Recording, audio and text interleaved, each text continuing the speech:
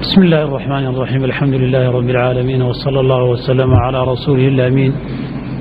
وعلى آله وأصحابه أجمعين ومن تبعهم بإحسان إلى يوم الدين. أما بعد،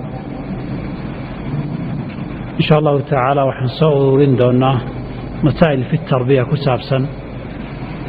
وحين كلانكي هوري أما سبتدي هوري كهذا اللي قيب كمية حقوق عرورته أي كلهم وارد كود حقوق هذا وحاكمده caruurta waalidkood ku leeyihiin in si wanaagsan loo koriyo ama loo barbaariyo. ereyga barbaarinta iyo korintu waa erey macno weyn xambaarsan oo ay soo galayso xuquuqdan ka soo hadalay qayb kamida. barbaarintu qayb waa noloshoodii ama ha noqoto cuntadoodii, cabitaankoodii, jiifkoodii, waxbarashadoodii, caafimaadkoodii, dharkoodii ha noqoto. qaybtaasi waa qaybta hadda dadku xoogga ay saaraan ay ku dadaalaan. laakiin qaybaha aan rabana wax ka tilmaamay waa qaybaha kale ee sida ilmahaaga inaad ula dhaqantahay ku haboonta. waxay yiraahdaan culimadu badada tarbiyada markay ka hadlayaan laba arrimood bay tarbiyadu aasaas ahaan noqotaa: at-tawjiih wa at-tasxiix. marka hore tawjiih waxa weeye ilmihiina wax u sheegto, waxa asaasame, waxa iska daa, waxa waa fiican yahay, waxa waa xun yahay, inaad wax u sheegtado waxa sameey tiraahdo. qaybta labaadina waa at-tasxiix. markuu qalad dhaco in la saxo qaladkaasi ama ogaal la'aan ha ku dhaco, ilmihii maga oga wali looma sheegin, ama ishalmaan ha ku dhaco, ama ula kas ha u dhaco, ama mid bannaanka ula soo baxo muuqda ha noqdo, ama mid qarsoon oo si kale ku ogaatay ha noqdo. haddaba tarbiyadu waa baab waasacaho fadhiya 2 iyo 3 toona erayaa wax lagama soo koobi karo. hadiya goorna qaababkeeda qaybo kamid ah hadba bulshada iyo xilliga ay joogto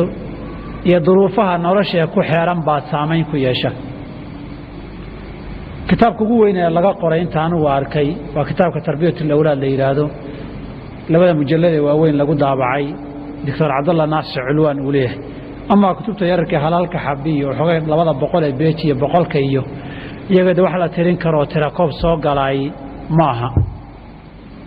marka waxaan doonayaa caawa waqti wax gaaban oo kaliya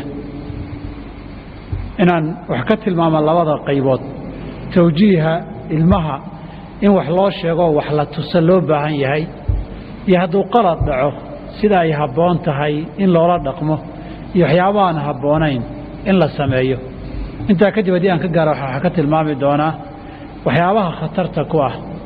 ilmaha mustaqbalkooda ee guryaha ka dhaca. guryaha waxaa jirta waxyaabo badan oo ka dhaca oo waalidku ay sameeyaan iyagoo marar badan aan ku baraarugsanayn khatar dhibaatada ay keeni karto ilmahana mustaqbalkooda dhan kastaba wax u dhimo waxyeela. waxay yiraahdaan culimada raxmatullaahi calayhim markay tarbiyada ka hadlayaan waxay yiraahdaan tarbiyadu dhowr nooc baa ilmaha dhowr qaab baa la doonayaa inaad mid waliba markaad ilmaha barbaarinayso inaad wax ka siiso, adigoo ku talagalaya marka koobaad ilmahan maskaxdiisu waa faaruq, weli inta dunida ku nooleed kuma noolaanin, waxa xun iyo waxa fiican ma kala yaqaan, mustaqbalkiisa sida u roon iyo sida kale ma kala garanayo, aqli ku filan ma laha, aqoon ku filan ma laha, khibrad ku filan ma laha. waxa badan ee maskaxda ka buuxeen xumihiisa iyo wanaagiisa iyo kala taqaan isagu ma kala yaqaan. waa safxad bannaan oo hadda in wax lagu qoro u baahan. safxad iyo buugga markaad wax ku qoraysana meeshii iskama taagnaaday haddii aadan haynin wuu leexleexdaa. qalinkana mararka qaarkood wuu dalfadaa. qalinka dalfanaya aduu kaa yimaadaa oo qaladaad badan laftaadu galaysaa tarbiyada. waraaqda leexleexanaysa dabayshu qaadaysana ilmihii weeye. ilmuhu wuxuu u baahan yahay marka asaas waa inaad ku tala gashaa halka aad taagan tahay, intaad dunida ka soo aragtay, dhibabkii aad la soo kulantay, waxyaabihii wanaagsanaa ee soo taabatay, inta khibradda aad leedahay inaad si tartiib oo maskaxdiisu qaadi karta u dhaxashiisada u gudbiso. walidaalika waxay yiraahdeen ilmaha marka la tarbiyeynayo 4 ilaa 5 arrimood ama 4 ilaa 5 qaab baa loo tarbiyeeyaa baa lagu daraa nolosha baa loo tarbiyaa markaan leenahay mid iska qabsa maaha intaba inaad tixgelisa wey mar waxay yiraahdeen waxay u magacaabaan carabiga tarbiyatu bil mulaaxada ilmihii inaad ku tarbiyayso adigoo ka warqab aad ka warqabta waxa uu sameeyo waxa uu ku fikirayo waxa uu damacsan yahay waxa uu doonayo jecel yahay inaad ogtahay way haddii aadan waxba ka ogeyn oo adigu ilmaha waa idan asarkin oo ilmaha aydan sheekaysanin waxa adag inaad ogaato waxa uu dareemayo waxa uu ku fikirayo waxa uu damacsan yahay haddii aadan la soconi waxa uu damacsan yahay waxa uu ku fikirayana wixii qalad iyo sax ah kama sixi kartid waa ku soo noqon doonaa qaybna waxay yiraahdeen tababar oo inaad waxyaabo badan caadi uga dhigto tabarto inay caadi tahay oo isagoo suu celcelinay ugu celcelisana iyana waa u baahan yahay markaad afka barayso luqadda barayso kan waa qalin dheh waad ugu celcelinaysaa dhaqankiisana wuxuu u baahan yahay waxyaabo badan inaad saa ugu celceliso si marka dambe uu ula qabsado oo samaynteeda aanay dhib ugu noqonin waxay yiraahdaan waxaa lagu tababaraa oo kale ilmaha la ilaaliyaa inaad tilmaanto gacan ugu tilmaantaya isha uga tilmaantaya ilmaha inaad barto way waxa dhici karta mararka qaarkood qalad inuu sameeyo goob fagaara ku sameeyo fagaaraha in lagu canaantana ilmaha waxoogay moraal jab bay u tahay marka ilmaha waa inuu yaqaan ishaad ku fiirisay inuu garan karo qalad inaad samaysay inuu sameeyay ama dadka intaad iska fiirisaad gacanta ugu tilmaanto ama madaxa ugu tilmaanto isna taa waa inaad bartaa ilmahaaga munaasabadaha qaarkood inaadan la hadlin ee indhahaaga iyo wajiga uu ka garta wuxuu sameeynaya qalad inuu yahay waxay yiraahdaan waxa kamid ah waxyaabaha lagu tarbiyeeyo ilmihii in la waaniyo oo la wacdiyo oo lala taliyo tala loo sheego waxa kamid ah bay yiraahdaan in marna la cabsiyo marna abaalgud la siiyo marka dhowrka arrimood baan rabaa inaan wax ka iraahdo insha Allah ta'ala arinta koowaad ilmaha mulaaxadada ay leeyihiin mujtamacu sidiisaba qofkii la socda dhibkiisa baa daweeya sadarteed waxay yiraahdaan khataraha ugu badan ee ilmaha tarbiyadiisa lumiya waa aabbiyo hooyo aan ka warqabin haddii ay dhaleen la noolyahay ilmuhu iskuul buu aaday soo subaxii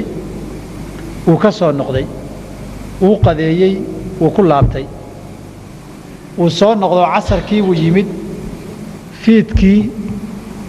maalintii waqtiyadaada kamida ilmahaaga waa inay helaan waxay u helayaan waa ilmahaaga inaad la sheekaysato way inaad wada fariisataan inaad ka waraysato maanta iskuulkii wuxuu soo arkay waxay dad isa soo yiraahdeen wixii uu la yaabay ee uu arkay waxa uu damacsan inaad kala sheekaysato waxa uu jecel yahay inaad kala sheekaysato wixii maanta uu soo arkay wixii xumaa iyo wixii fiicnaa aad u kala sheegto waxa uu damacsan yahay waxa xun iyo waxa wanaagsan aad u kala sheegto waxa uu samaynayo waxa xun iyo waxa wanaagsan aad la kala socoto laba arrimood hadaba dadkeenu ma kala qaadaan laba daraf mid bay istaagaan marka inuusan ilmihii kaba warqabin aabihii saaku baxay ilmihii isagana suuq buu aaday maqribkii duhurkii buu soo qada doontay oo uu iska baxay ismaanay arag casarkii buu odaygii baxay ilmihii waa soo galbad odaygii suuquu jiraa masaajidku ku soo tukaday bannaankaasuu fadhi kudirirkii iyo makhaayadaha ka soo sheekeeyey fiidkii buu soo yar cawaysimay ilmuhu saaka salaadiisu u kacay ilaa maqribkii waxbarashada dadaal buu ku jiray qoraxda markii cishaha la gaaro waa daalan yahay cishaha markii la gaaro odaygii soo daahay ilmihii oo hurdu yimaadaa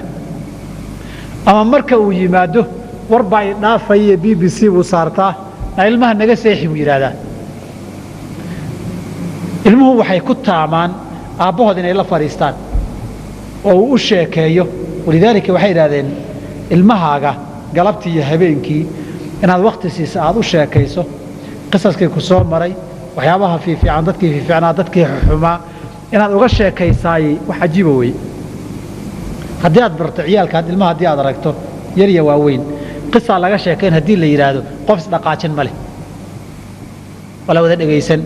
hasa haatay qisadu saameyn waxay yeelan qof xun haddii laga sheekeeyay ilmuhu wuxuu ku dadaalayaa wixii qofka xun uu sameeyay inuu sameeyn haddii qof fiican laga sheekeeyana kaasoo kale inuu noqdo ku dadaalayaa laakiin ilmahaga maba istaqaanaanba bari waxbuu damacsan yahay ilmuhu waa inuu ku shahada la sheekaysato bal tijaabiya arintaas hada ilmahaga sheekaysataan وحكسته وكفكره وكوشيء وحي صار وناكسنا وحلا لي واد في عنته وحي حنا وحلا الآب وحا وحي يسكده وحاسا يساوي وحي يسكده هذه لكن حجاب دين دحي هذه المهاجي اسمه تقانان أما قولي مركات سوق شو شبر الله أركتي أما أري روا أركي أو كلا تلا نضاء الباك يو وأب ورفور مركو يرادو سرت لوك على عر درجة كيرتو ولا يراد عدو جيبه سوق هلا كعر هذه اللي يراداي المه وحكسته ودمع سنيه أو حنا وسامين لها وكاقرن المه وحلا له سامين لها وكاقرن لكن ما كاش كيستان حتى وحود كدريمة يشبه كتيرة marka la sheekaysato taa maxay saa u noqotay buu dhih saayay saa maxaa loo yiri su'aalaha uu qabo dhan buu ku weydiinaya laakiin hadduu hooyo weydiin su'aaluhu qabay aabana waqti aanu siinin oo san weydiin su'aaluhu qabay weydiin iskuul baa u dirtay niman gaala jooga intaas oo waxa lagu soo akhriyay islaamkii waa wax laga sheegay islaamku naaga hasaas yiri islaamku kan sidan yiri kan maxaa loo yiri ilaahay caabudaan miyaad aragtaan baa la soo yiri casarkii markuu yimaado haddii adigu intaad la sheekaysato aad su'aalaha uga jawaabin sida loogu wada maalinka dambe ka dhaadhici ilmaha guriga ku joogaba muuqaalku baad aabbo uga tahay mabda kaloo aabbo uu rumeeyay mulaxadada marka taasi waa mid labaad laakiin ilmaha ka warqabkiisu ma aha inay isu bedesho ka warqabkii alla socodku intaan isu bedesho u gudbin waxa kamid ah yiraahdeen ilmuhu markuu guriga ka baxo waa inaad ogtahay waa inaad waqti ka warqabtaa iskuulka markaad u dirtay ma tagaa waxaa jira caruur guriga laga diro iskuulkana aan gaarin goortay caruurtii iskuulka ka soo rawaxday soo noqdaanna dhaxda kaga soo daray oo boorsadii wata caruur waxaa jira guriga waxaan arkay 6 bilood guriga way ka baxaan waligoodna hal maalin iskuul ma tagin aabahoodii hooyadoodna ma oga inay iskuul tagaan in kale saas darteed hadduu meel waxbarasho dhigto oo dirto mararka qaarkood inaad kaga daba tagto way inuu tagay aad ogaato macallinka aad u tagto way oo weydiisan ninkan adabtiisa iyo usluubkiisa dhaqankiisa haddii uu qaladaad jira hadhow aad tiraahdaa waxan maxaa u sameynaysaa waxan ma fiicna saalama yeelo waa inuu ku talagalaa haddii aad guriga laga diray inay dhici karto iskuulkii lagaga daba yimaado haddii shaqo loo diray inay dhici karto in laga daba yimaado mararka qaarkood ilmihii marka aad dirto waana ka daba tagtaa intuusan meeshiiba gaarin dhaxda waxa uu samaynayo inaad marmar ka warqabto way laakiin ka warqabkaasna xadkiisa hadduu dhaafo waa dhib badan yahay hadday tajasus noqoto iyo ilmihii kaamera la daba istaag hadday noqotona ilmaha kalsoonida ay ka lumisaa macnaheedu marka lagu leeyahay ilmaha ka warqab meel kasta uu istaagana la istaag meel kasta uu marana u raac maaha waa mabda in laga warqabay guud inuu og yahay meelo badan oo uu tagayo uu fasax u yahay in ay jiraan ilmuhu haddii uu dareemo tallaabadu qaadaba in la daba socdo hadduu dareemo waxaa ka lunta kalsoonida wuxuuna lumiyaa waalidkii agtiisa inuu qiimo ka leeyahay bulbaalunta wana dhib badan tahay runtii ilmuhu haddii uu ku qanco jiraahdo waalidkaa kuma aaminsana agtiisa qiimo kama lihid khaa'id iyo tuug beenaalaa inaad tahay buu ku haystaa hadduu yidhahdo ilmuhu rumeeyo wax dhib badan wey waa ilmo carruura wax waliba boqol kuma socdaan sidii la rabay oo boqolkiiba boqol anaba timaado adiga weyn baan samayn haddana xariga yaa loo sii deynin saaxiibadu la socdo korka ka ogow wixii xunkad iska daadhe xaafadaha uu taga korka ka ogow wixii xun iska daadhe wixii fiicanna iyo waxyaabaha qaarkoodna kaamus waxyaabo badan oo og tahay baa waxaa dhacda mararka qaarkood inay habboon tahay inaadan dhab siinin odan wax walba waan kula socdaa iyo tallaabo walba aadan dhihin marka dambe wuxuu leeyahay kol wax walba lagu cafin maayo iska samee sadarta tarbiya bil mulaaxada waxa ay leeyihiin gaar ahaan waxa kamida ilmuhu marar buu fal samayn falka uu samaynayo ujeedu kaliya ilmuhu 6 bilood marka laga bilaabo ilaa 3 jir inta u dhaxaysa 6 bilood ilaa 3 jir inta u dhaxaysaay dabiicad ay leeyihiin baa jiro ku badan carruurta dabiicadana waalidka Soomaalida gaar ahaan marar badan way ku qaldamaan ilmuhu nusan markuu 6 bilood gaaro wuxuu isku dayaa inuu sameeyo fal soo jeediya baraaruga waalidka isaga lagu soo jeedsado ilaa 3 sano meelaha uu ka gaaro agaarkaas waxa uu sameeyay hadday dadku soo jeedsan ama lagu qoslo uu ku celceliyaa waxaa daba hadduu xun yahay ood og tahay marka uu sameeyo aad soo jeedsato wuu sii wadayaa marka mararka qaarkood falka aad og tahay ilmuhu in la soo jeedsado inuu u samaynayo inaadan u soo jeedsanin oo dan ka gelin markuu wax danaynaya waayo wuu iska dayn laakiin mararka qaarkood daa haddii la yidhahdo wuu ku dhegay haddii la dilana wuu ku dhegi sababtoo waa waxa keliya dadkan ka sii jeedee sheekaysanaya soo jeedinaya ee isaga inay la socdaan keenaya baa waxa ay tahay inuu falalkaasoo kale ku dhaqaaqo saa darteed waxaan uga jeedaa inaan idhaahdo atarbiya bilmulaaxada waxay uga jeedaan ka warqabka ilmuhu waa nooc tarbiyada ka mida ood qaladaadkiisa iyo wanaaggiisa suu u dhaqmayo meelaha uu marayo guud ahaan aad og tahay adiga oon tallaabo u daba dhigaynin sidii tajasuskii iyo nin daba socda oo isaga la daba dhigayna aan ahayn danta adiga shaqadaada raadso laakiin kadiis ugu imo kadiis ku soo kormeer ilmuhu markay guriga joogaan ay sheekaysanayaan farxaddaa gurigaa lagu ciyaarayaa adna gurigaa ku jirtaa ka warqab meesha waxa ka socda waxaa laga yaabaa in la iscaayo waxaa laga yaabaa waxyaaba badan in la galo qaladka aad ogtahay hadhow may hadday saasaad lahaydeen sidaas maaha saa in la yeelo maaha saa way xun tahay inaad tirada wey laakiin macnaheedu ma aha markii wax la samaynaya aragti Soomaaliga wuxuu yaqaanaa hangool baalan kala soo baxaa burbu soo qaata riya maxaa samaynaysaan meeshii ciyaalka ciyaarayo meeshii dagaal isu bedelo ooyin ka yeeraysaa maqlaysaa marka qadiyada waa ka hadli doonaa dilka iyo garaacu inaan ahayn usluub rasmi oo kamida qaabka ilmaha loo tarbiyo inuu san dilku kamid ahayn arinta labaad ee leeyahay culimadu ragga tarbiyada ka hadla ilmaha waa la tixgeliyaa ilmihi inaad wax barta way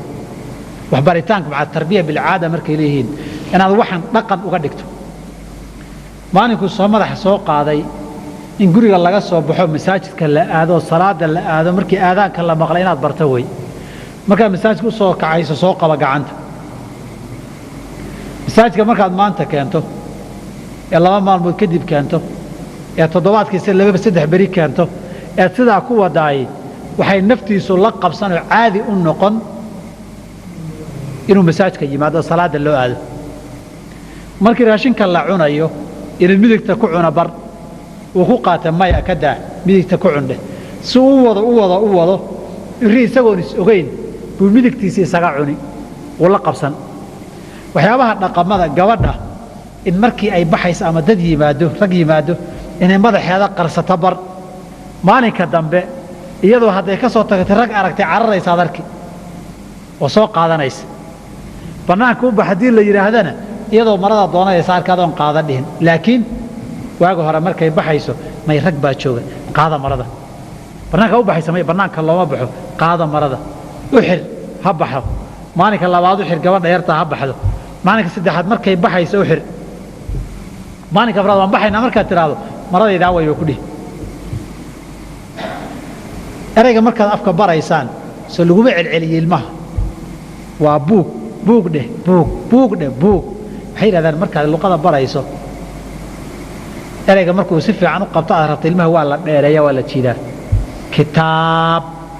buug baa la dhahaa ilmihii yaraa si xarafka si fiican ugu qabto hadhow isagaa soo gaabin doona buug markuu baranayo waad ugu celcelin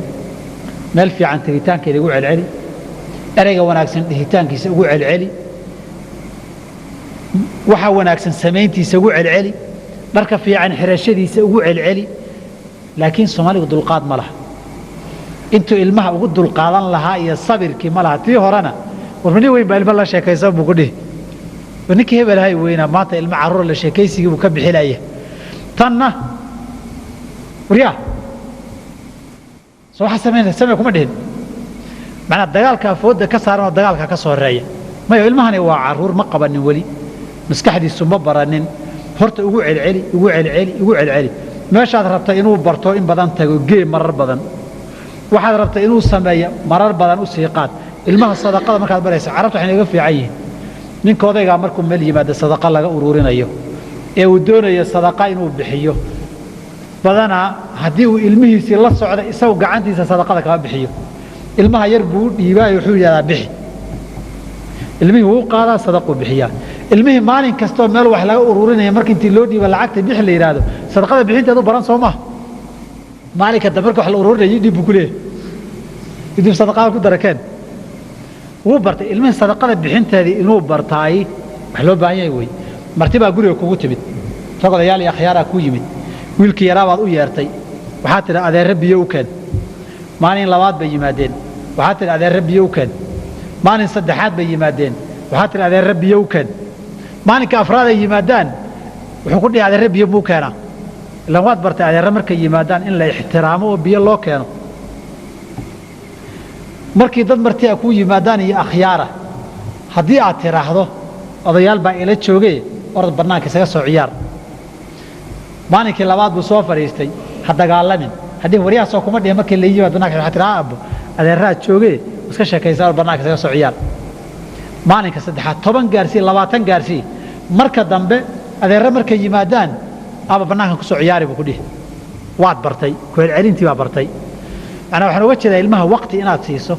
aad ugu celceliso waxaan waa cashirkii quraanka ee macallinka u meerin jiray ugu celin jiray oo kala weeye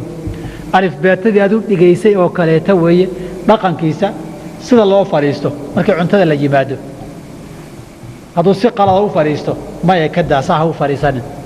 maalin labaad buu u fariistay waxba ha kululaan xanaaqin maya ka daasaa looma fariisto maalin saddexaad buu sameeyey 10 ha sameeyo 20 ha sameeyo maya ka daade sidaa u fariiso maalinka dambe sidii buu fariisan waxaa la yidhahdaa bay dhaheen cuntada marka la cunayo ilmaha waxaa la baraa inuusan wax weyn qaadanin 2 inaanu boobin 3 gacanta inaanu wareejinin 4 dadka cuntada cunaya inuusan isha la raacin haddii ilmihii meeshii fadhiyay ninkii raashinka qaataba uu kor u sii fiiriyo warkuu afka gelinayo waa inaad bartaa ilmaha arrintaan aan loo baahnayn abba ma fiicna ceeb weeye qadiyadaasina tarbiya bilcaada marka la leeyahay مسعود baa laga wariyay inuu leeyahay ciyaalkiisa oo ka hadlaya awiduhum bil khayr fa inal khayra aada wa sharru lajaja sharkuna waa muran iyo qaylo khayrkana waa la qabsi iyo barasho weey waxaad baratay la qabsatay waad sameyn saas darteed ilmuhu bismillaah hadaad barta marka la yiraahdo ka soo fariisto wariya bismillaah maalinka dambe saa ku dhifka la soo fariista bismillaah saa kala horey haddii markii la fariisto gacmaha la dhaqada aad barto isaga kaaga horeyn gacmaha dhaqashadooda haddaad barta gacanta midig kaliya ha lagu cuno isaga kaaga horeyn gacanta midig ha lagu cuno ruuxii qaldamay isaga qaban waxaan tijaabinay carruur yar baa waxaan baray sida aadaabta loo cuno baan marar badan ugu celcelinay maalinka dambe mid ka mid ah ciyaalkii korayga ahaa wuxuu ahaa 9 jir ba xaafadooda dad badan qadan loogu sameeyo tagnay markii meeshii la yimid aabihii uu ka cabsan annagana uu soo fariisan markii la cunayay bunin waayero cirala oo gacanta bidix ku cabaya wuxuu macal ka bidix ku cabaya soo baartay bana wuxuu dareemayaa in meeshan uu ka xishoonayo inuu hadlo annaga laakiin uu nala hadli kara aabihii kuma dhiiran kara inuu yiraahdo way aabihii xiriir kama dhaxeeyo wada sheekaysiga annaga laakiin wada sheekaysiga waxa soo sheeg baa naga dhaxeeyay xaq intuu ka soo wareego noo yimid bixi ku cabayaan qaarkoodna waxay gaareen in ninkii yiraahdo may midigta ku cab aabaho iyagu isku laayaan hala Mombasa xasuustaan in dhinta Allah u naxariistay wiil uu dhalo 10 jir ah ba maalintii dambe isagoo duqo sigaar guriga ku cabaya wuxuu aab sigaarku xaraan way ma iska days kasir maxaa tiri sigaarku waa xaraan maxaa kale uu darka maxaa u xirtay uu ninkii uu soo kacay dugsigu noogu yimid tug baatihin ciyaalka waxaad naga baraysaan ilmuhu qaladku kugu arka haddaad wanaagga barto isaga ku qaban isaga dhab ku siin saa darteed waxay yiraahdaan ilmaha da horuu ku bilaabaa waxbarashada caadada hooy kaliya maaha tarbiyada noocana guriga marka la joogo ilmuhu maalinku dhasho maalinka labaad waa la xambaaray maalinka koowaad isagoo la xambaarayo arkay maalinka labaad waa la xambaaray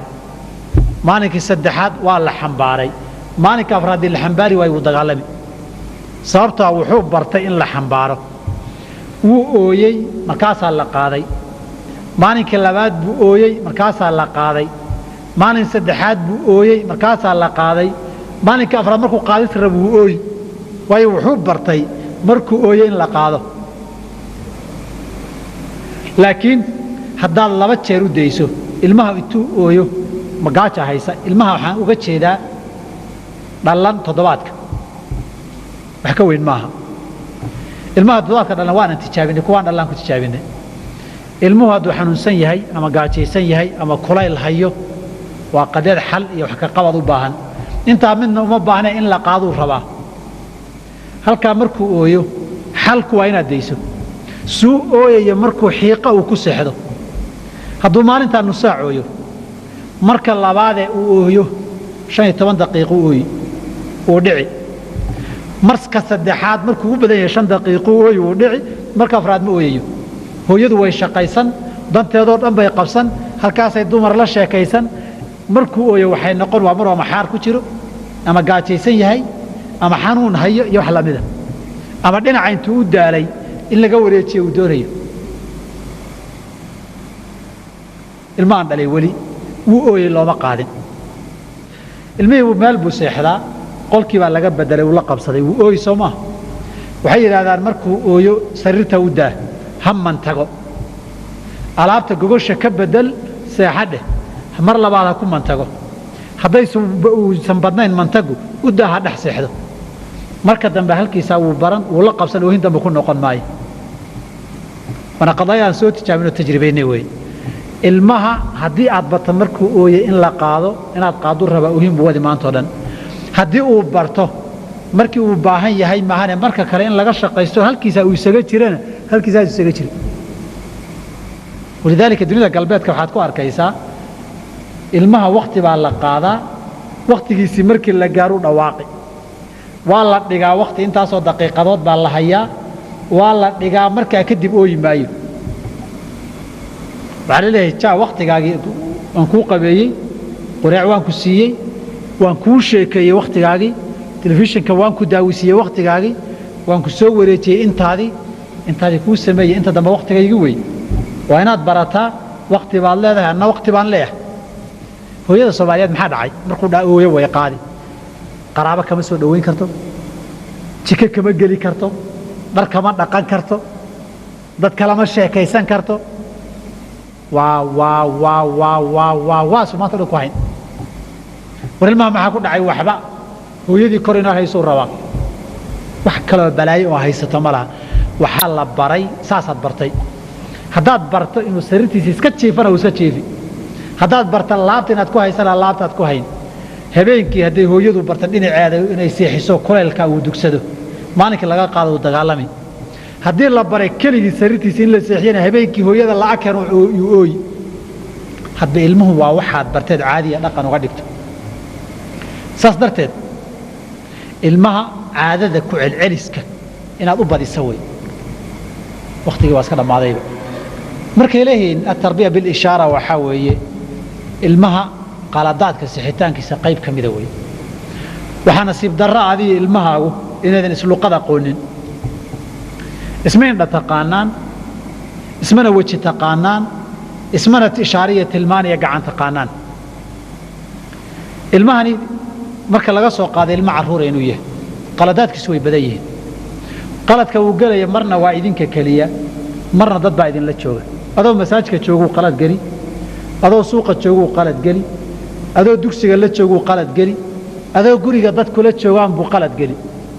sida qofka weyn dad hortii in lagu canaanta inaan u fiicnayn baanay u fiicnayn ilmahana dad hortii in lagu canaanta ma fiicna dad hortii in lagu gacan qaadana ma fiicna haybad iyo sharaf badan buu luminayaa mar hadday sidaas tahay adigana kuma fiicna adoo dad kula jooga ilmahaaga inaad dagaalantaan dagaalkiinnu inuu idin qarsoon yahay buu ku fiican yahay ilmaha daba waxaa la baraa saas darteed wajiga iyo indhaha iyo gacmaha in lagala hadlaa la baraa qalad buu sameeyey qaraabo ama akhyaar baa joogta meesha waa la joogaa indhahaaga marka aad fiiriso waa inuu gartaa qalad inuu sameeyey arrinta adiga isagaa isfahmay bas dadka kale ma oga waxaa istirahdeen bas ilmihii waa inuu iska tagaa hadhow baad leedahay waxa maxaa u samaysay keligiin markaad tihiin iscanaanta wada hadla laakiin dadka hortiisa ku canaanan dadka hortiisana ha u gacan qaadin dadka waxaan ka qoyska kama hadlayo gudihiisa hooyadii iyo walaalahiiya kama hadlayo dadka qaraabada idin soo booqday weeye saad u jeceshahay dadka bannaanka inaad magac fiican ku yeelato buu ilmuhuna u jecel yahay qaraabadii dadka kale markay yimaadaan ilmo fiican oo fariideen u muuqdo jecel yahay kuwa isaga la eg ee qaraabada ah warku inuu gaaro meesha dhexdeeda in lagu canaanto ma jecla ma rabo adiga haddii fagaaro in wax lagu yidhaahda dadka kula loodka ah ee levelkaaga ay ku tahay waxoogay sharaf dhac kugu tahay isna kuwii la da'da ahaa dadka hortiisaa lagu canaantay sharaf dhac bay ku tahay marka ka daa qalad baa dhacay waa inaad indhahaa ka eegto ama wiil jebi ama wejigaaga ha ka garto ama indhahaaga ha ka garto see kaga garan waxay yidhahdaan ilmuhu sidiisaba sanad laga bilaabo ilaa 4 jir laga gaaro waxa ugu badan ee wax loogu sheegay wuxuu ku fiican yahay inuu wejiga iyo indhaha noqdo iyo gacanta loogu tilmaamo waxaan daa markaa leeyahay ilmuhu yar yahay inaad gacanta ishaarada barto way inaad madaxa barto way indhaha inaad fiiriso way ilmuhu indhaha ka fiiriso uu garanaya xaaladdu inay caadi ahayn wax isbedelay in dhib jiro uu garanaya isagu uu og yahay dhib inuu jiro uu dareemayaa qaladka uu sameeyay marka uu yar yahay ilmaha waxaad bartaa inaad indhaha kala hadasho waxay kugu caawin fagaaro marka la yimaado inaad indhaha kala hadashay kugu caawin isaguna uu garto hadhow markaad isku hartaan dib ka xisaabtama labadiina saa darteed marka ay leeyihiin muwayn indhahaaga uu ka gartaay hadalka sarbeebta ah ka mida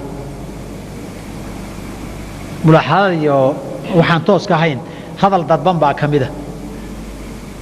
ilmaha saa sameeyeyo ilmaha si fiican sameeyo saa yeelay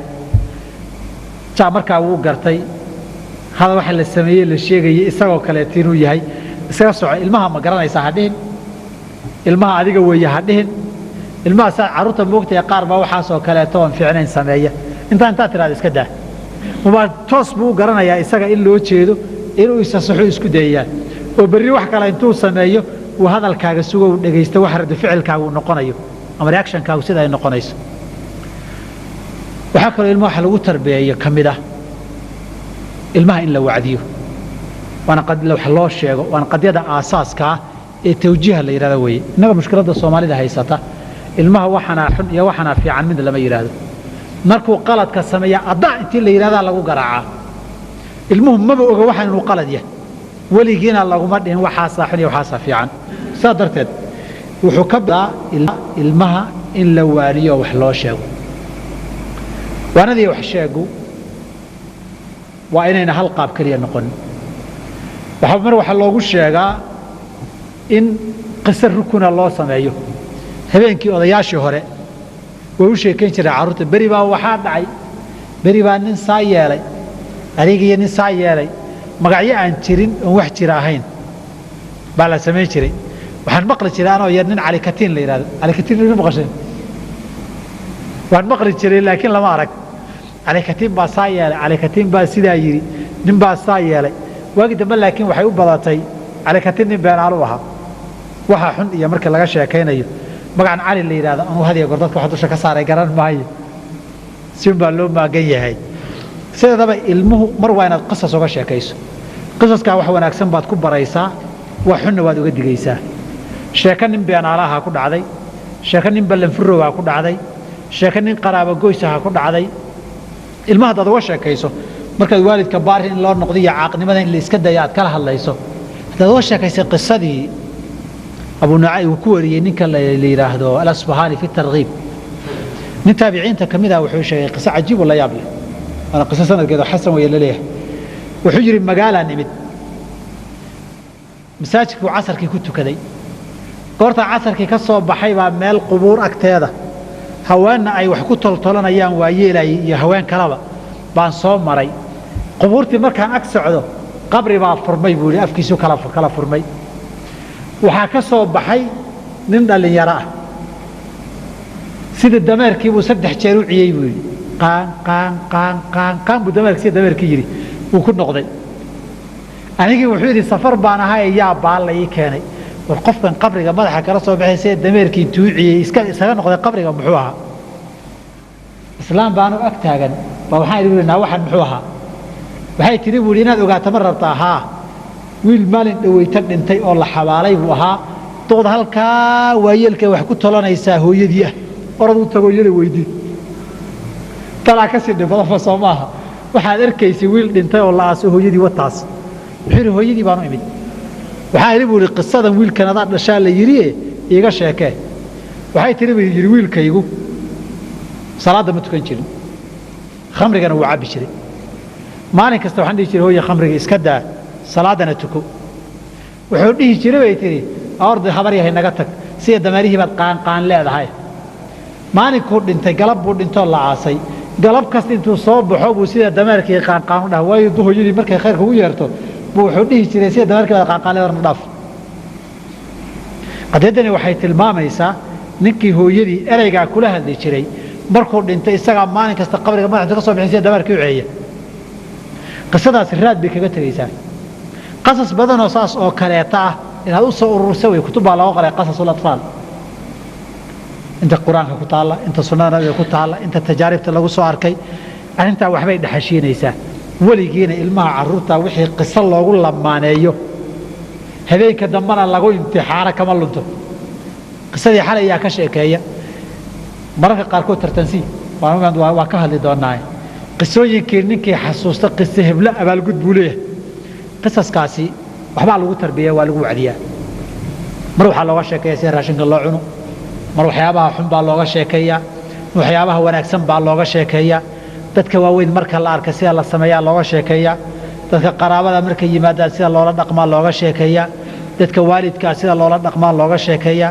carruurta isaga leeg markay isu yimaadaan si isu ula sheekaystaan ula dhaqmaa looga sheekeeyaa ilmihii waxaa la baraa waxa xun iyo waxa fiican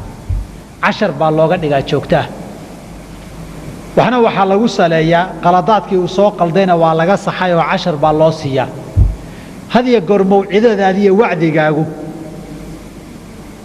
waa inaynan noqonin mid joogto oo maalin kasta janniya naarad oga sheekayso dadka qaar ba wacdiga waxay u haystaan ilmaha carruurta lagu wacdiyaayey waxa haddaad samaysa ilaahay cadaabu ku cadaabi waxa haddaad samaysa aakhira naar baad geli waxyaabaha ilmaha saamaynta badan ku yeesha ka mid maaha saamaynta badan waxa ku yeesha ilmaha waxa haddaad la samaysa naar baa lagu geli waa lagu cadaabi wax weyn ilmaha raad kagama tagto laakiin ilmaha raad waxaa kaga taga nin baa saa yeelayoo markaasay saa ku dhacday ninna saasuu yeelayoo markaasuu waxaa helay waxaa looga sheekeeyaa rag isaga la ekaa oo waayihii hore ummadda dowr ka soo qaatay oo raggii jihaadka qayb ka qaatay raggii waxbarashada qayb ka qaatay ilmo waxbarashada kow ku qaaday ilmo aadaabta kow ku qaaday walidaalika hadda dugsiyada iskuullada markii shahaadooyinka la bixinayo xusnu siirati wasuluuk soo ma arag dhaqan iyo usluub wanaag baa darajooyin lagu siiyaa abaalgudyada dugsiyada marka loo qaybinayana markii darajooyinka la dhaafo ilmihii u edeb badnaabaa abaalgud la siiyaa haddaba saa darteed qisaskaagu waa inay marba qayb ku salaysan tahay markii qisada looga sheekeeyo ilmaha dareenkiisoo dhan wuu kacayaa isaga dhan baa kici abaar baa dhacday markii la wacdinayana dhacdooyinkaa laga faa'iidaystaa abaar baa dad ku dhacday telefishinkaa laga soo saaray ummaday abaar nag ka dhigtay oo gaajo lafa noqday ilmihii wuu arkaa dee carruur isaga leeg kuwa ka waaweyn oo lafa noqday markaasaa waxaa la xasuusiyaa innaga waxaan haysanaa fiiri ilaahay baa inoo nicmeeyey soo maaha ilaahayna aan ku shukrina sooma mudna waa xaaladaha in laga faa'iidaysto dadka yaryar waaweynba weliba carruurta yararka iyo dumarkii aad bay u ta'hiirisaa arrimahan oo kaleeto dhacdo dab baa meel ka dhacay waa lagu gubtay dadkii say noqdeen fiiri innaga haddaan halkaa ahaan lahayn dab inaga kici lahaa fiiri yaa inaga badbaadiyey ilaahay baa inaga badbaadiyey ilaahay haddaba shukri buu nagu leeyahay dhacdooyinka dhacaya ilmaha hadda wararku meeshay ka dhacayaan lagama fogeeyey waxyaabaha lagu tarbeeyey waanada waxaa ka mida ilmaha waxaa la keenaa majaalista iyo golayaasha akhyaarta arrintaas soomaalidu aad bay ugu liidataa markii akhyaar timaada ilmaha baxaa la dhihi waana qalad aad u foolxun akhyaar baa kuu timid waayahi iyo taariikh baa laga sheekaysanayaa wixii rag soo maray baa laga hadlayaa ilmahaga waa agtaada inaad soo fariisisa wey waa inuu dhegaystaa raggan isaga da'diisa soo maray ee dunidan mashaakilkeeda soo maray khibraddoodii iyo waayo aragnimadoodii iyo experiencegoodi inuu ka faa'iidaysta wey waa inuu bartaa markii majaalista akhyaartu isugu yimaadaan sida loo fariisiyo sida loo hadlo maanta oo dhan wuu fiirin waxaa looga faa'iidaystaa ilmuhu wuu jecel yahay dadka waaweyn meeshay joogaan inay joogaan haween baa u yimid hooyadii waa la sheekaysan hooyada iyo guriga iyo dhibka uu leeyahay sida loogu dulqaatay iyo guurkiia laga sheekaysan waa inay gabdhaheedii yaryaraa keentaa hooye fadhiisa waa inay tidhaahdaa markay fadhiisato waxay dhegaysanaysaa qofkan dumarka iyo hooyooyinkan ku soo gubtay nolosha iyo guurka iyo raggiya ku soo gubtay balaayaday ka soo mareen iyo kuwii fiicnaa bay kala garan waayo aragni bay ka faa'iidaysan war ilmahaagii aad korinaysay soo kacayay haddaad khibraddii dadka waaweynaa ka fogayso goorbuu khibrad yeelan waxaan tajriba ku samaynay annagoo dhowra raggii ilmahooda meesha akhyaarta ay isugu yimaadaan keeni jiray iyo raggii ka cayrin jiray intee in say u kala horwaayeeleen waxaan ogaanay markuu ilmahan waayo aragnimadiisa iyo wax qiimayntiisii kii la cayrin jiray boqolkiiba 40 marayso kan kale boqolkiiba 70 iyo 80 bay maraysaa waayo maalin kasta xikmad buu qaadaa maalin kasta khibrad iyo tajriba uu qaadaa waxaan maskaxdiisu way duubaysaa way weelanaysaa hadda waxaan xasuusanaa sheekooyin annagoo yaryar odayaasha markaan ag fadhino ay ku sheekaysan jireen ma ansaabta marka laga sheekaysanayo waad xafidi dhacdooyinka taariikhdii hore marka laga sheekaynayo waad xafidi dadkii islaayay iyo sidii loo xalliyey iyo masaalixdii laga sameeyey waad xafidi kuwii khayr beelihii iyo tuug iyo baraka beelaha ahaa marka laga sheekaynayo waad xafidi qof si xun u dhaqmay marka lala yaaban yahay akhyaartu la yaaban yihiin waad xifdiyo waad la yaabi sadarta tarbiyada waxaa nooc ka mid ah dad akhyaara markay ku yimaadaan ilmahaaga soo fariisa dhageysto laba waxaad bartaa waa loo adeegaa akhyaarta aaba biyo keen shahnoo keen buuq baa dhacay ordaya waxaa tiri dumarkii way buuqayaan rag baa jooga aayar hadalka hoos u dhiga dheh wuxuu baran markay rag joogaan dumarku hoos inay hadalka u dhigaan biri markay rag yimaadaan ay buuqaan adoon la hadlin intuu kaco budhi rag baa jooga aamus hoos u dhiga hadalka naga aamusa dad khiyaara marka ay joogaan waa la aamusaa lama ciyaaro telefishinka laguma shida haddaad tiraado waa la sheekaysanayaa maalinka dambe haddii ilmaha qaar ka yaryar shidaan dami buu dhihoryaa dad baa joogay laguma shida meesha arrimaha saas oo kaleetihi waa arrimo aad u qiimo badan ilmaha waalidku laakiin iyaaka wacdiga ha ka badinin waxa way fiican yihiin waxa way xun yihiin ha ka badbadinin waqtiyo go'an u yeel had iyo goor haddaad wacdi la daba taagnaato wuu ka ribu nici nabiga baa caliisa dadkii weynaa inay wacdiga nacaan intuu ka baqay buu maalin u samayn jiray weygii wacdiyo ilmihii yaryaraa mar allaale markaa timaadaba haddaad wacdido kala dhuumashaa la geli mar waa u sheekee mar waad la ciyaari mar waad wacdiyi mar waad u qisayn waxyaabaha kale ilmaha lagu tarbiyeeyo waqtiga waa iska dhammaadaan u malaynayaa waxaa ka mid ah waxay yidhahdaan altarghiibu waltarhiibu ama althawaabu walciqaabu abaalgud iyo in la ciqaabo ciqaabta waa ii dambayn doontaa waxay yidhahdeen ilmaha sidiisaba say doon ha noqotee adduunka maanta horumarka jiraayey waa wax lagu tartamo waa wax ninkii ku tartamee boondo fiican ka helaayey uu abaalgud hela wey ilmahaagu guriga joogaayey waa inay waxyaabo badan ula qabsadaan ay u bartaan inaad abaalgud ka siinayso abaalgudku waa laba qaybood midna waa dhaqaale midna waxaan dhaqaale ahayn weliba waxaa fiican waxaan dhaqaalaha ahayn inaad barto ilmuhu marka uu yar yahay markuu wax fiican sameeyo haddaad qaado kor intaad u booddo u qosasho aad dhunkato aad buu ugu farxi soo maha wixii buu haddana samayn wuxuu rabaa mar labaad inaad qaado mar saddexaad buu samayn mar saddexaad inaad qaaduu rabaa qosalka aad qosashay iyo qaaditaanka aad qaaday waa abaalgud iyo dhiirigelin wey ilmihii baa yimid eray buu aad baraysay buu ku dhawaaqay si fiican ugu dhawaaqay waxaa tiri kor baad ula booday kor ula boodkaasi asaga wax la sii uga fiican wuxuu ogaanayaa wax fiican inuu sameeyey markaad dhigto uu ku celin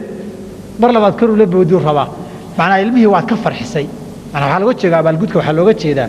ilmihii wax wanaagsan markuu sameeyo inaad ka farxiso inaad ammaanto carruurtuna ammaanta aad bay u jecel yihiin rag iyo dumarba inkastoo dadkuba jecel yahay oo bashaar ibnu burdi wuxuu lahaa yahwi thanaa mubarizun wa muqasirun xubu thanaa'i tabiicatu linsaani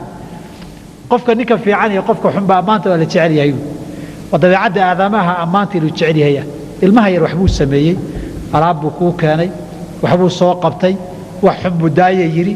waa inaad ammaantaa waad fiican tahay waa inaad tiraahdaa si fiican baad yeeshay waa inaad ka farxisaa waa inaad ugu abaalguddaa mararka qaarkood wax maadi ah inaad ugu abaalgudda wey maadiga waxaa ka mid ah inaad meel uu jecel yahay geyso oon dembi ahayn waxaa ka mid ah inaad wuxuu jecel yahay siiso qur-aan baa la aqriyey si fiican buu qur-aankii u aqriyey inaad maanta meel geyso هذه يقول لكن إني بدأت معها أنت ما دقيه إني بدأت شردي هراي لوجا دقي ما وحي وفي عنتها هاي مرك يدون الله بالقادين وهراي وسلوسي تلاقين وحفي عن أنت وسمايه وحفي عن لو أبى الجدول لقى فرحيه لبا وحي كفي عنتها هاي أدو تربية دوجت شيء ده أبى الجدك عن أول مركو سمايه لقب قبصدي استغوا إن لقد يا أبى الجدك وحكستو وناكسن عصب أو سمايه بعد الجدول وسيا كم وودي من بعض العصبين وسمير وسكدي من بعض العصوبة في عن وعصوبة في عن بسمي أبالجد وعصوبة في عن بسمي أبالجد وعصوبة في عن بسمي أبالجد ما نكستوى عصب وبران ولا قبصنا نروش يسكب بدري ما أنت القرآن كيف بحث عنك كاني أبالجد باسيس واتكفر حسي ما أنت سكول كيف بحث عنك كاني واتكفر حسي ما أنت هول في عن بسوق قبطي واتكفر حسي ما أنت صايا الباتريسيدي وسوفري واتكفر حسي ilmuhu wuxuu ku dadaalayaa hadhow inuu gaaro waxaad kaga farxiso adiga ku raali geliyo oo wanaagsan tarbiyada la sheegayabana waa ilmihii inaad bartay inuu wax fiican sameeyo ku dadaalo wax kale ma aha ilmuhu inuu ku dadaalo inuu ku soo jiito ilmuhu inuu wax fiican kugu soo jiito ku dadaalo ilmihii wax fiican oo abaalgud laga sameeyo ku dadaalo ilmihii wax cusub oo wanaagsan oo sameeyay inuu sameeyo ku dadaalo isagoo leh waa laga farxin waa lagu abaalgudi qadiyada laakiin markii sida la yeelay culimadu waxay leeyihiin dhowr arrimood baa muhiim in aad weliga maskaxdaada ay ka maqnaanin ilmahan waxaan aad kaga farxinayso inuu noqdo talaabo aad wax kale uga dan leedahay ku gudbayso ee ujeedadu aynan ahayn asaaska farixiisa in loo adeegsado wax ka fiican tayib ilmuhu wuxuu sameynayaa waxan si uu adiga wax fiican kaaga helo Soomaa waa inaad bartaa adiga sidoo uu doonay wax fiican uu kaaga helo ilaahay inuu loo baahan yahay inuu agtiisa wax fiican uu ka helo u baahan yahay sadarteed salaada waxaan u tukanaynaa ilaahay agtiisa wax fiican kaga helo ka sax wax ka samayso oo wax fiican bay ku siisay Soomaa waxa hadaad samaysana ilaahay wax fiican ku siinay waxa hadaad samaysana ilaahay agtiisa wax fiican ka heli waxa hadaad markaad samaysay waxa fiican man ku sameeyay Soomaa waxa hadaad samaysana ilaahay baa waxa ku sameeyay macna wuxuu garan karaa waxaan si u wanaagsanaa kana uu si wanaagsanaanaya inaad talaabaad ka gudbaysan noqoto midda labaad inaan u noqonin oo kaleeto sidii nin ciyaaryahana ama oo gool dhaliyay ama kubadii goolka ku tuuray abaalgud la siinayo kale inaan noqonin inay noqoto wax looga dan leeyahay dhaqan wanaagsan oo cusub ilmihiin uu barto kii uu yaqiin waa yaqaanay abaalgud ma laha midka cusub ee uu bartay sameeyaa abaalgud leh waxa kale oo yiraahdaan carruurtu waa laba daawad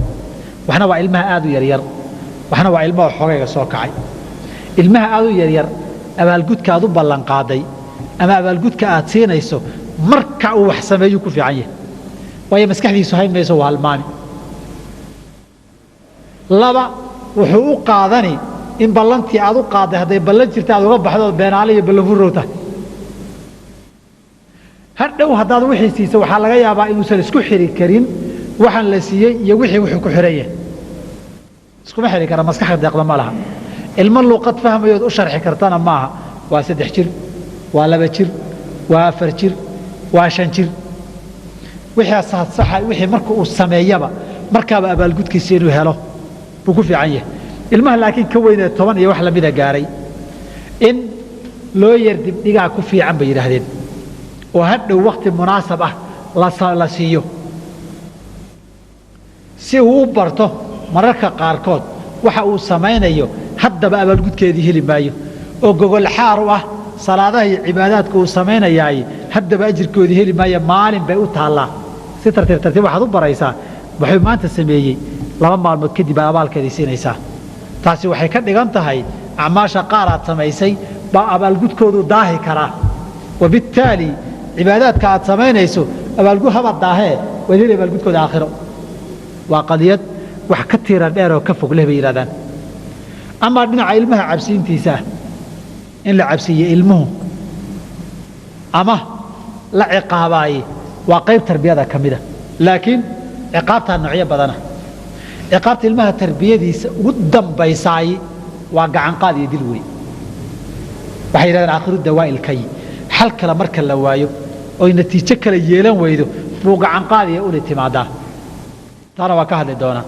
laakiin waxay leeyihiin culimadu raxmatullaahi calayhim markay ka hadlayaan ilmaha kow waxyaabaha lagu ciqaabo waxaa ka mid a wax uu jecel yahay baa loo diidaa wax uu jecel yahay baa loo diidaa ilmahani maalinka fasaxiya saacadda fasaxa qalad buu sameeyey waa looga digo waxaa qalad weeye iska daa uu ku noqday xilligaa iyo waqtigaas ciyaar buu lahaan jiray uu jecel yahay waa laga hor istaagaa ma ciyaaraysid baa la yidhahdaa maxaa sababa qaladkaasaad samaysay haddaad rabto xilligaa ciyaartaad jeceshay inaad soo ciyaarteen xaaraanta ahayn qaladkaa iska daa waxaa kaloo lagu sameeyaa oo ka mida waxyaabaha la sameeyo in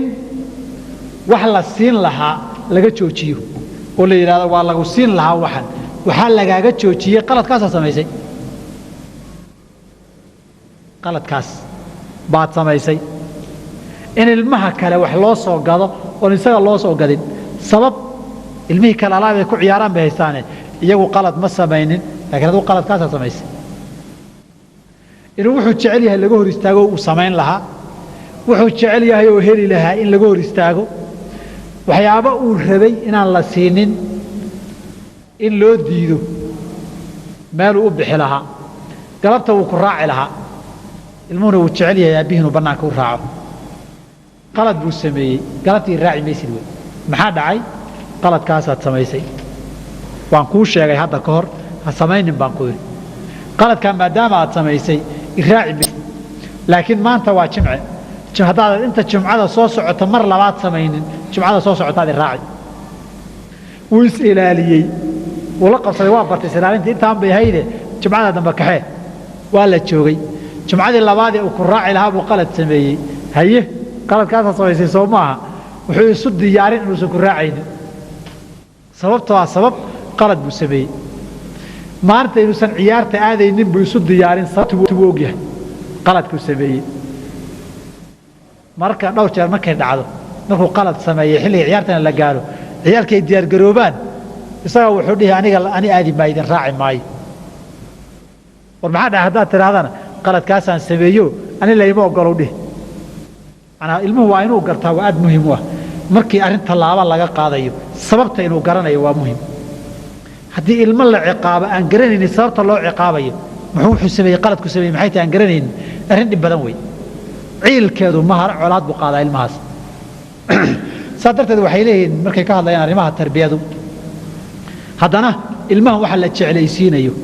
la ciqaabayaay dhowr arrimood ciqaabtu ma gasho qaladka marka u horraysa ilmaha uu galo ciqaab ma galo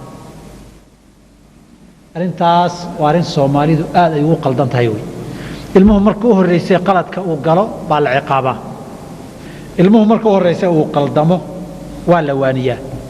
waxa uu galay qalad inuu yahay baa loo sheegaa waxaan inuusan fiicnayn baa loo sheegaa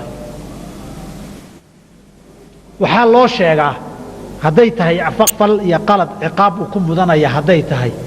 waxaa loo sheegaa falkaa haddii uu sameeyo inuu ciqaab mudanayo ilma aan ogeyn waxaan inuu qalad yahay hadduu sameeyo in la ciqaabayo aan ogeyn baa wax samayn markaasaa la ciqaabi oo qalad baad samaysaa la dhihi oon dembi lahayn ilmuhu markaas dembi ma laha waay weligiiba looma sheegin waxaan qalad inuu yahay marka hore ilmaha waxay yidhaahdaan waa inaad u sheegtaa waxan waa qalad waa xun yahay iska daa marka uu sameeyo inaad tidhaahdo weeye waxaas ha u noqonin haddii aad u noqoto ood samayso ciqaabtaasaa lagu ciqaabi marka saddexaad markii uu ku dhaco ee qaladkaa uu sameeyo bay tahay ciqaabtii markaaba in la fuliyo si uu ogaaday ciqaabtan iyo qaladkan inay isku xihan yihiin haddii aad maanta intuu qalad sameeyo berri habeen dambe aad garaacdo ama habeen dambe aad ciqaabto isagoo halmaamayba qaladkii uu sameeyey ma garan kara sababta loo ciqaabayo wuxuu isweydiinayaa dembigaad gashay muxuu yahay maxaad samaysay maxaa lagu haystaa maxaa lagu maagan yahay ma lagaa iska maagay saa darteed ilmo badan waxaad arkaysaa intii la garaacay isciil kaambinayo maanta o dhan aamusila maanta tan la ooyay sabab wuxuu garan layaa wax loo dilay ani maxaa sameeyey buu ku leeyahay maxaa la ii dilaya maxaan uu yeelay yaan wax u dhimay siisabana dulmigu ma fiicna dulmigu siisaba isagoo xun haddana qof aan ogeyn wax loo ciqaabay oo haddana la ciqaabayahay arrin dhib badan wey saa darteed waxaa muhim oo kale yidhaahdaan falka uu sameeyey ciqaabta la ciqaabayahay waa in meesha uu ku sameeyey ma la gaaray salaaddii waa adaami kartaan adaanka kadibna 5-10 daqiiqo wey soo ma waxay yidhahdaan ilmaha ciqaabta la ciqaabaya waxay yidhaahdaan hadduu reerku meeluu ku dhan yahay qaladka ku sameeyeyna haddii ciqaabtu halkaa inay ogaadaan baa fiican si kuwii kale ay waana ugu qaataan hadduu keligii sameeye meel cidlo ahna wixii ciqaabee la saaraya meel cidlaha keligii in lagu sameeyo bay ku fiican tahay wixii u asturnaana in loo asturo wixii dadka hortiisa uu ku sameeyey reer qoyska dhexdiisana waan ka soo hadalnay dadka martida iyo dadka kale in ciyaalkii kale iyo dadkii kale ay ogaadaan qaladka qofkii sameeya insaan loola dhaqmayo guud ahaan waxay yidhahdaan isku soo celceliyo ilmaha abaalgud iyo ciqaab marka laga hadlayo laba arrimood baa muhiim oo aasaasa in la ilaaliyo midda koowaad waxaagood isu dheelitiraada wey waxa haddaad samaysa saasaan kuu samayn ama ciqaabtaasaa lagu saarido inay wax isu dheelitiran tahay wey hanjabaad aan ciqaab lahayn waa inaanay noqonin hanjabaaddu waa inaanay badanin wadan caado ka dhigan saa hadda saasa lagu yeeri saada waxa lagu samayn waa inaan noqonin fayl dheer oo dembi iyo handadaada inayna noqonin wey haddana wixii la yidhahda qaladka haddaad samaysay ciqaabtaasuu leeyahay inay handadaad bilaasha uusan baranin weeye ilmuhu hadduu handadaad bilaasha barto wuxuu leeyahay hanjabaadii cillada ahayd wey waxbadan ka gelin weligii buu dhihi jiray wax uusan samayn jirin hadday noqoto fayl dheer oo subax iyo galab ilmaha lagu dul akhriyo carsaayeel lagu akhriyana noloshii dhannayd waxay noqon wada maxduuraad aan loo wada dhowaan karin meeshaad farta saartaba ay ku qabsan ciqaabtana lama badiyo saa darteed handadaada ciqaabta lama badiyo ilmaha ciqaabta haddii lagu badiyo wuu garaaxaa marka dambe wuxuu gaaraa wax ka soo samaysaba waa lagu ciqaabi waa lagu dili maxaad ka samayn iska samee 89kii ilaa 89kii baa niman qaraabo nahay baa wiil u dhalay carruurtiisa ugu weynaa buu aad u dili jiray waxaan filayaa bilaha qaarkood waxaana soo mari jirtay maalin kasta wiilka la garaaco isna maalin kasta wixii lagu garaacayo buu sameeyaa maalinka dambe wuxuu yidhi waa ku daalay wiilkiisa jirkiisoo dhanna ulaa ku yaalla nin oday ahaa baa wuxuu yidhi waxaad yeeli qaladkaadaa iska leh wiilkan asal ahaanba usha ka jooji qaladku doon ha sameeyo afka kala hadaloo waani ushana ka daa ilmihii wuxuu leeyahay markuu saa yidhi kadib baan wiilkii yaraa u yeeray waa waraystay maxaad qaladku u samaysay wuxuu yidhi haddaan sameeyo haddaana samaynin kollaba waa laydili gurigaa markaan imaado ul baa ii taalla waxaan rabaa inaan iska samayn ninkii ushii buu ka daayey bil kadib wiilku wuu ficnaaday wuxuu yidhi aniga ushan haddii laga daayo dee wixii layga rabo waan samayni laakiin inta ushaa layla daba taagan yahay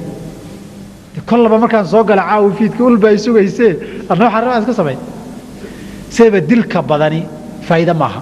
saa darteed dilka badan ciqaabta badan hanjabaadda badan handadaadda badan waxaa ka mid ah waxyaabaha qaladaadka dadkeennu ay sameeyaan hooyadu ilmaha 12ka maanta waxay ku cabsi aabbaa iman uu ku garaaci aabbihiiba waxaad moodaa guriga markuu soo gelayo askari boolis oo loo yeeray baad moodaa wallahi aabbaha kugu yeeri ilmuhuba aabbihii wuxuu ka qaatay sawir nin balaayoho markuu soo galo ul iyo dhagax iyo fadh iyo faralaab maahane wax kala aan lahayn maanta dhan ilmaha aabbaha lagu cabsinaya khatar culus wey hooyada iyo aabbaha tarbiyada waa loo simanyaa wixii qalad ah mararka qaarkood aabbaha baan kuu sheegay cabsiintu ma xuma laakiin aabbaha baan kuu sheegido haddii ay tahay ilmaha aabbihiina isku fiican yihiin oo xiriir wanaagsan ka dhaxeeyo oo ay wada sheekaystaan oo la yidhaahdo waan kuu sheegay xiriirkiinuna wuu xumaan hadday tahay arrin ma xuma arrintaasi oo uu leeyahay aabbaha waa isku fiican tihiine dhexdiinna yar madmadow soo gelin laakiin hadday tahay aabbaan kuu sheegay oo markuu soo gala hangoolba kula fuuli hadday tahay arrin waxaa weeye colaad waxay ka dhex beeri aabbaha iyo ilmihiisii bay colaad ka dhex beeri marka hooyooyinkan ha lagu wacyigeliyo inay ilmaha aad aabbaha inay ugu cabsiinino aabbaha uu baabul khawf socda uusan noqonin ilmaha hanjabaadda badan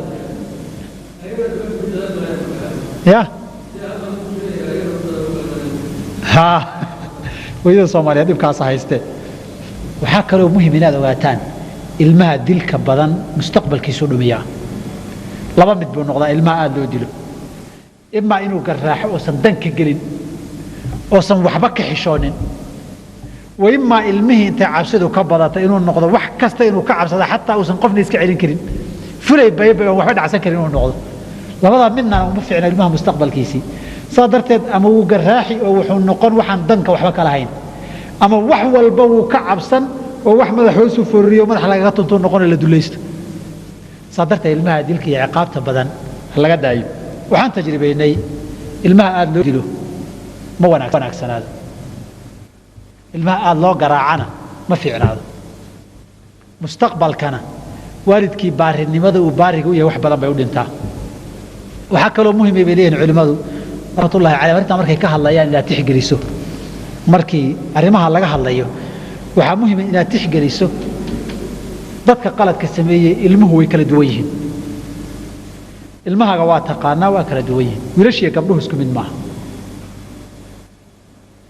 qaladaadkay galaanna isku nooc marar badan maaha ciqaabta ay u adkaysan karaan ama ay xamili karaanna isku mid maaha ilmihii iyagoo wada gabdhaa ama wiilal ahna dareenkooda iyo nugeylkoodu wuu kala duwan yahay ilmaha mid baa hab nugul oo haddii la canaanta canaan ku filanta midna waa madax adag yahay oo mararka qaarkood in loo gacan qaadiyo ul maahan ay wax kale wax kama taraan ilmana markii saa loo canaanta ishoo lagu fiiriyey fiirin aad fiirisay baa edbin ugu filan waxaan edbintii iyo ciqaabtu waa wax la rabaa ilmuhu inuu toosnaado isgarto isa saxee arrin cilbaxa maaha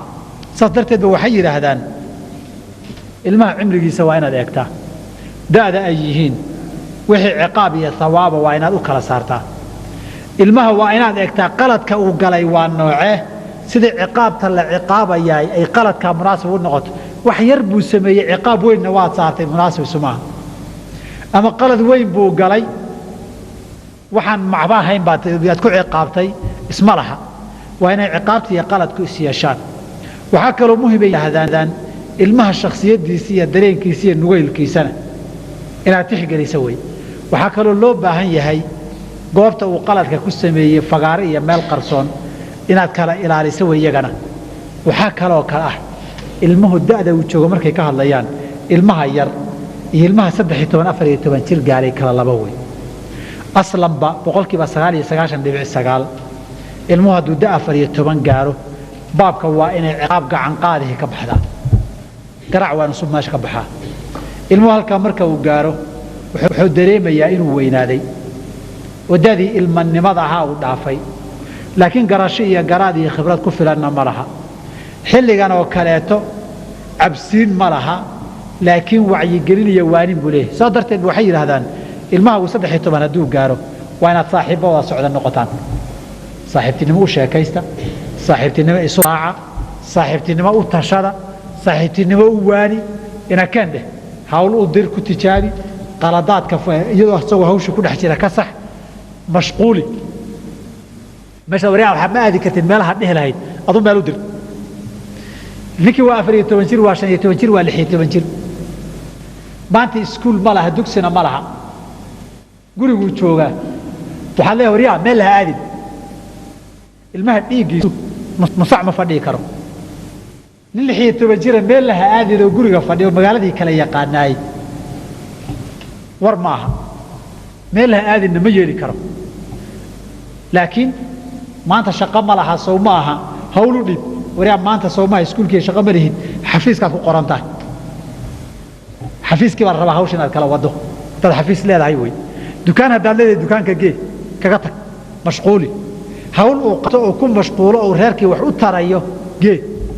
waxaad tidhaahdaa toddobaadka maalinka aad fasaxa tahay dukaankaad xisaabin ama maqaadaad xisaabin igu imo dukaankaad xisaabine igu imo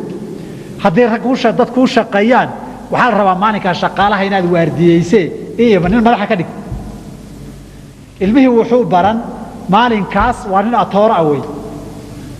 maalinkaa wuxuu sugi maalinkuu fasaxa lahaa ee uu shaqaalaha xukumay ee dukaanka uu xisaabinayey ee uu xafiiska kursiga intuu fadhiista ka soo jeedsanayay waa maalinka keliya loo tiriyo laakiin ogow wuxuu baranayaa shaqadii xafiiska shaqadii xisaabinta shaqadii shaqaaluhu baranayaa berri maalinkuu waxbarashada soo dhammeeyo وأن دكانك يقانا مخايد يقانا حفيزك يقانا شقاله يقانا وحكلا ما ملك يقانا وي وأنا برتا دكانك ماشي اللي سو أديجو ما نكون فسح هي سو أديج على بتاع سوقات على تمك على سوقات دقينا ترى هذا وي حدادا مشغولين وواحد مستقبل كيس أنفعي أدو هذا إنجلينين وريا وحنا كودري مايو قولي كانوا تشوفوا مال له آدم وحصل معه هذا هو إسرائيل هنا وحوسوق أنت وحوجي سنة ما كانت جعان وقاده هل فرق وكودي بي والله أنت فرق لك عجسيه وجلس كوجو طول ما عليك دم دواني وين وحوجي استي إن مسي كرة اللي حيتوجره هو يدي وقعن قاده وديله فرق فحال يرويل ده سها ودوق ذي كرة فاسمته وحوجي ذا كير عبسن شري بل يهب لي ويل كما تدهي الله يقد داية بيتري وان وحيتري وان كقوستي أريجي يسوي وين بوها الله يقول لي قوسي يريدون رقاقي المهم ده أساسي مركل العبورية وحجارة يا هير إنه حركة جوست وحرق لما الستان ونقطة وكفرحه إله ونين جميسي قال يحبس كان كبح أيام بدنا إنه جاره المهم اللي حيت وجهك هذا جاري له جاري قبر وحتى الأورد راي هو يدا يعرض من الجيت حفظ لقيت ما كانت جاي سنة ما يهب له يقومه ما أنت إنه فارك قاضي ويسقوا جيو ويسقى قلال وصارادان يسقى أطوراني بيوتايسوما من بدحوا النقطة ومعمولة أيوه وحال هذا وحال يشاء هو يعرضتي مشى بيرتا جمالهم بير بلنا تكانوا ملايني هل كهاد شوغان وحي أسود وانا كورقب وأن أضيء وراري يعرض واردين يوي ما أنا وحب برنا يا وحبلان ببرنا يا صدرت علمه هدي أذن مشغولين نحل فراقة أولية هي ساكو مشغولين وقتي وانا ماذي وحن ربعنا نراهضه أنت علمها إلا قراعة قراعه وآخر الدواء الكي وأن حل وقبته وايي وحل عليه وحو السمية وايي بحل كضيا مركز وارثه إذا دكتو إذا وحن عقاب بكاجي من تراهضه عقاب عقوبة عقابتي كلو دن لسوء أفوريكتو حل كلا أدويده بيقول اعتماده وشو شروط باكو حران markaad garaacayso waa inaad caraysnayn adoo caraysnayn ilmaha ma garaaci kartaa haddii uu nin qofku caraysan yahay garaacaagu ciilbax buu noqon ee garaacad ilmihii edbiniyo wanaag la rabta noqon maayo ciilka adiga ku haya baa isaga ku cadho furfuri saa darteed ilmihii gacan baad ka jebin madax baad ka dakhri il baad ka ridi nabar baad ku dhufan meel xun baad ku dhufan hadhowna intaad naxdo baad dhakhtar ula carari مسنين بايلميز انتو قاعد اختار ولا عري صرق دور تقانان maxaa keenay shaadada shariicadu ma ogola inaad ilmaha u gacan qaado adoo caraysan oo caraq wado ma kontrooli kartid gacantaada ma eegi kartid waxa aad sameynayso lama socotid kow waa inaadan caraysnayn laba waxa aad ku dhufanayso ilmuhu waa inuusan ahayn wax nabar xun gaarsiinaya ama jabinaya ama ilka ridaya saddex waa inaadan kaga dhufanin meel khatara intan madaxa lama ogola wax dhagtuujin ka badan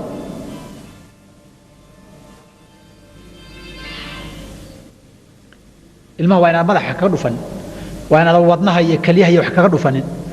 waa inaadan qaybta cawrada wax kaga dhufanin khatarta ee xasaaska ah waa inaadan ku dhufanin wax nabar weyn gaarsiinaya wax yar inuu noqdo way arrintu waa in la edbiyo ilmihii waxa wanaagsan lagu riixee in laga cilbaxo laga argoosto maaha ilmihii in la tuma maaha ujeedadu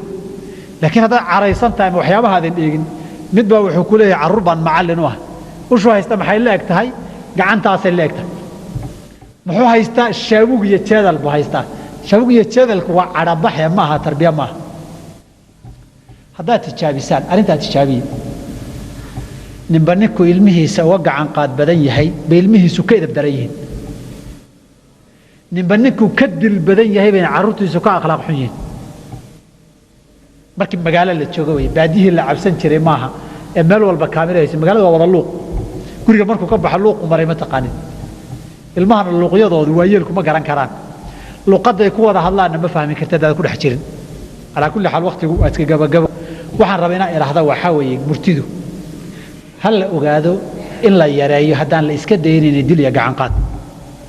hadday noqoto inaad gacan qaatana sidii baktiga aad ka maarmi weyday ninkii baktiga cunitaanka u baneeyay kaleeto gacan qaadkii dilku ha noqdo walidaalika nabigeena waxaa lagu tilmaamay alayhi salaam waligii ilma iyo dad waayeela toona uma gacan qaadin ilma yarna gacan uma qaadin dad waayeeloo waaweyna gacan uma qaadin laa xaasuu qabay walaa ilmuu awow u ahaa waxaa dhacday isagoo mimbarka khudbaynaya ciyaalku awowgu ahaa inay soo dhex jiraan dadka soo boodaan dadka soo dhex qaadaan wuu soo degay wuu qaaday waxaa dhacday isagoo dadka tukinaya oo sujuudsan in halka ay ciyaalkiisa kaga fariisteen oday Soomaaliyeed oo dad jamaaca iyo masaajid iska daayay soo kaliya guriga ku tukanaya haddii ilmihiisa halka kaga fariisteen wuxuu sameyn saas u tuuri naga qabsanayeen jaasiya isaga iska daayay islaanta u gacan qaadi iyo shaqaaliya wixii meesha joogo dhan laakiin nabigu calaysay salaam dadka tukinaya oo mixraabka ku jira oo sujuudsan baa halka leer baa kaga fariistay sujuudii uu iska daystay ilmo yar waqti dheer ma fadhiyo kara bogti ilmihii markuu intuu ku raaxaysto waxooga iska kacay buu kacay oo dadkii buu wuxuu sheegay wuxuu yiri kii yaraaba dushayga fadhiyayo bal ha bogti ha ka xiisa beele u yarkaadi waa lahaa ilmaha saasa loo baardaajinaya ilmaha in la baro naxariista la baro oo aabaha uu naxariis ka dayo oo hooyada naxariis uu ka dayo oo wanaag uu soo dhawaado oo uusan cabsi iyo ilmaha habeenkii soo saya ka noqonin ikhwaani qadiyad muhiima weeye macna asaaliibta iyo wasaa'ilka tarbiyadu way tira badan yihiin oo insha kama gaarno laakiin ilaahay waxaan ka baryaa subxaanahu wa ta'aala uu naga dhigo kuwa ilmahooda tarbiyeeya ilmahana waxa loo sheego oo yaan lagu bilaabin ciqaabta iyo dilka iyo gacan qaadka laga daayo sallallahu alayhi wa sallam ala muhammadin wa ala alihi wa sahbihi